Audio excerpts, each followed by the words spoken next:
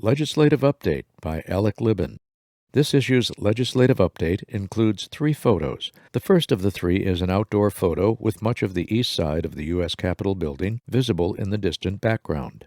Trees, still barren of blossoms, are also seen. 5 blinded veterans with faint smiles, each holding the top of a white cane, stand side by side. 3 of the 5 are wearing the BVA garrison cap. The caption states, "Left to right, Director of District 3, Douglas Ingram. Joe McNeil, Director of District 1, Wanda Grover. National Judge Advocate Stephen Butler, and National Treasurer Tracy Farrow." The second photo, taken in an office, shows 5 individuals.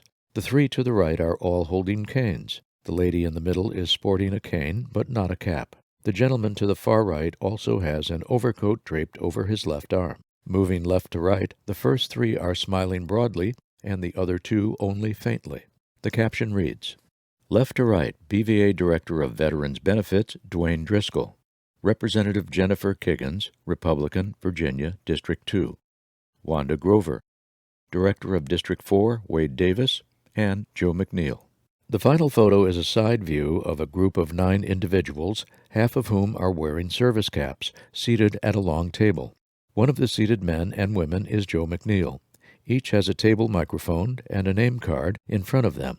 Behind the table and row of witnesses is a large gallery of spectators, including a BVA contingency on the front row immediately in back. The caption is expressed as follows: "Veteran Service Organization representatives at witness table, additional leaders, and onlookers gathered on March 8th for the annual presentation of legislative priorities by BVA and 8 other organizations." The text of the legislative update commences with the following. During this first session of the 118th Congress that will run through the end of 2024, BVA will focus on the legislative priorities emphasized in our recent congressional testimony on March 8. We will also be working with the Department of Veterans Affairs, VA, to ensure access to quality care. The BVA leadership met with more than 25 offices in the House and Senate in the days leading up to the testimony, where we gave detailed and effective information to members of Congress and their respective staff members. Since that time, we have continued to engage with numerous offices, including but not limited to Senators John Cornyn, Republican, Texas, and Richard Blumenthal, Democrat, Connecticut, and the staff of the House Committee on Veterans Affairs. Congress is about relationships, and the connections we made during the week of the testimony laid the foundation for action. We appreciate the time that those offices spent with us. Their continued support and engagement are critical to needed progress on all our policy goals. This background leads us to the main topic of this issue's update, which is how the testimony is crafted and how the document builds into our overall strategy. We begin putting the testimony together by reviewing our current main goals, our previous testimonies and goals, and our ongoing effort to bring the 2 together.